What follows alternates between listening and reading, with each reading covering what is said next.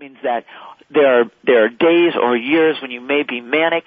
That means you're very hyper. You could be happy. You might spend money that you don't have. You might be able to think. You might have grandiose thoughts about what you're capable of. Or maybe you just have a lot of, my husband was very manic through most of his life. He had a lot of energy. He talked a lot, and he used it positively. He would come down and do the dishes at 4 o'clock in the morning. He would go for runs at 5 o'clock in the morning. He would, get on the computer, and so I knew that and I saw that, but it wasn't detrimental. But then he would have episodes of depression where he would go into such a depression, or he'd spend money or make investments in ways that were bad. He'd make bad decisions. And that's when I saw the depression. And so in the last year and a half of his life, what happened to him is, and this is what's so sad, is he had loaned someone millions of dollars that I didn't know about and thought it was a good investment, but it was really manic, bad decision making. And he went out and borrowed money that we didn't have, borrowed money on credit cards. He second mortgaged our home without telling me.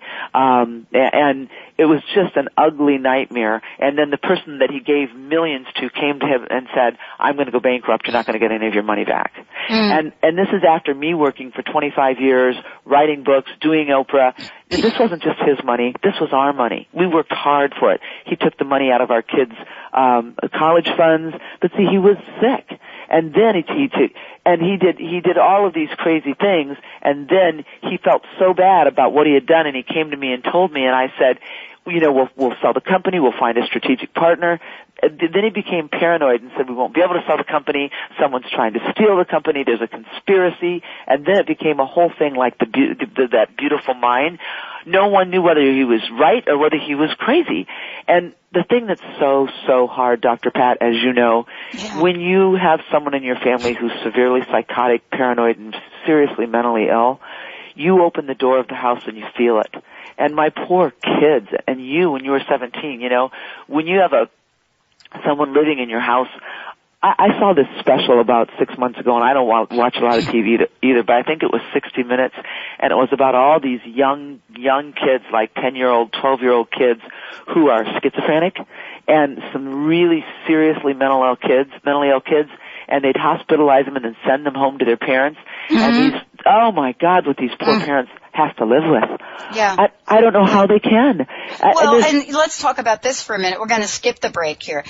There is absolutely, from what I can tell, maybe you know better, Lucinda, very little support for the families of folks that have mental illness. No support. I'm trying to leave a little window there for something that. Well, here's the window. There are some wonderful organizations.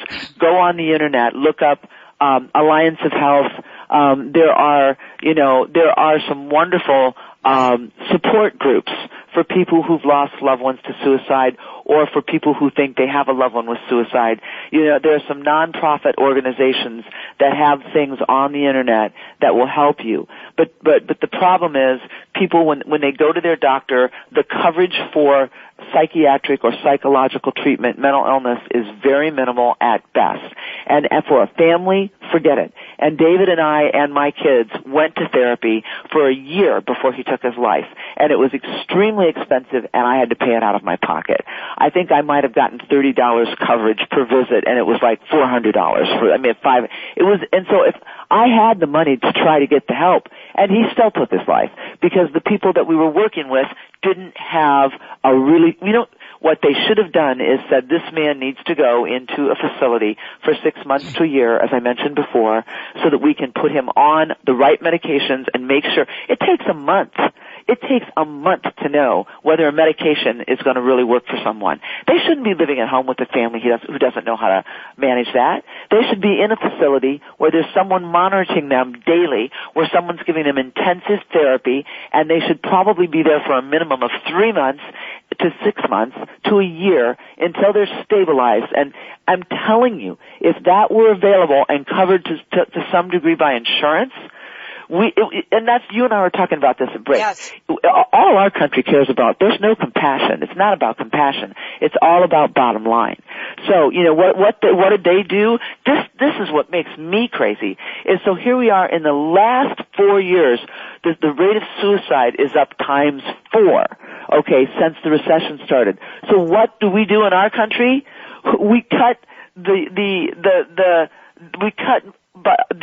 mental health care resources by $1.8 billion. It's like, oh, the rate of suicide is higher than it's been since the Great Depression, but let's cut the resources available for mental illness so it even goes up more. And it's like, if they would just stop and think, hey, if we treated these people who are mentally ill at the onset of the mental illness, we would save so much money in this country. It would be, astounding. And that's the real issue we're dealing with. Because what happens is, when someone's mentally ill, then they can't go to work, then they start using the healthcare system, and it drains the family financially, and then mom can't go to work because she's got to stay home and take care of her bipolar husband or her schizophrenic son, and it affects, and then she's running back and forth to the doctor, and they're using medications, and then they end up in a psych ward where it's really, really expensive, and it ends up costing all of us not only tons of money, but then and I loved what you said, it rolls down into the family. Yes. So not only did my husband's suicide affect my ability to work, and I needed to go to the doctor more, and I needed to go to get therapy. Then my son needed therapy. My daughter needed therapy for 3 years. My son's been, he's also bipolar as a result of his father's death. He's had to go through his own things that have cost me money and the country money, and if we would have prevented that suicide, they would have saved from my family alone probably $105, I don't know how much, hundreds of thousands of dollars. And it's a ripple effect, as you said. Yep. And if you could save one person's life, you're saving hundreds of thousands of dollars for our country. And if they don't see that, and they don't see that, like you said, they're talking about droids. Some drone. They're talking about a drone. Drones, yeah. I mean, I'm all over my senators because we're just about, look, folks, are you kidding me?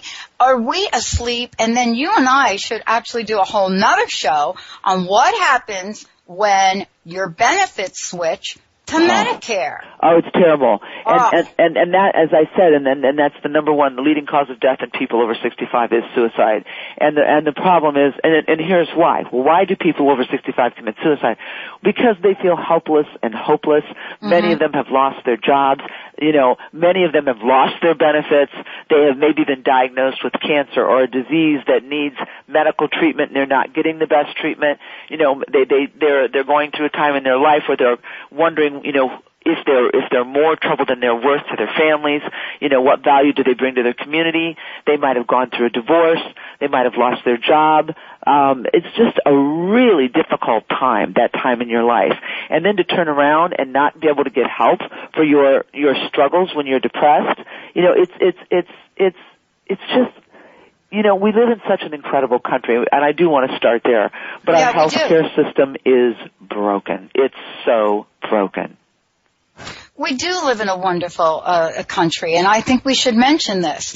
But this is a country that has been based on grassroots movements for so many things, Lucinda. You know this, and I know this. And we're at a place now where this really needs to become a call to action in so many ways. You know what I want to do? You're going to think I'm crazy, but I am crazy but I'm so frustrated. So here I am out here on this book tour, okay? Right, and I'm trying to make a difference. And I'm just going to say it. Like the Dr. Phil doesn't want to talk about this book, okay? Dr. Oz doesn't want to talk about this book. And why do we think that is? You know what? He wants to let's talk about the green coffee diet. That's way more important. It's like, give me a break. And I'm like, why don't they want, and it's a beautiful book, and it's well written, and I didn't write the book to make money, because I don't need that. Thank God I turned my life around, and I talk about how I did that in the book too, because I thought I was going to lose everything and go bankrupt. But I'm so offended that these shows don't want, what they said? Oh, they don't want to talk about suicide. It's like they don't want to talk about suicide? How about Dr. Drew? He should be talking about this. I mean, it's like, are you kidding me? I feel like getting 100 people together who's had family members who've committed suicide and going and picketing the White House and saying, what are you doing talking about drones? Let's talk about mental illness. You want to come with me? I think we should do this. No, I mean it. I think we should do this because I'm from the, I'm a little bit older than you, right? I'm from the 60s. Go ahead. I'm from Didn't the I tell you 60s, I'm 95? This is so funny. Dr. Phil says no, Dr. Oz says no, but you know what? Dr. They Pat all says said no. yes. And I hired one of the best PR firms with my own money out of New York City, and we did an incredible campaign. And you would think they would want to talk about a woman who ran a program for anxiety and depression. Her husband committed suicide. That in itself is a story worth telling. And the fact that that I couldn't get him the right help. Do they want to talk about it? No. Why not? Because they don't want to talk about suicide. They want to talk about green tea diets. It's like, okay, let's get out there and talk about that. I think that you and I need to put our heads together in a different way, because I'm with you. These letters to our senators, That's not enough. I mean, it helps, but let's grab some signs and go picket Dr. Phil. But I want to, one thing I want to do before I go. Yes. A couple of things. I created 5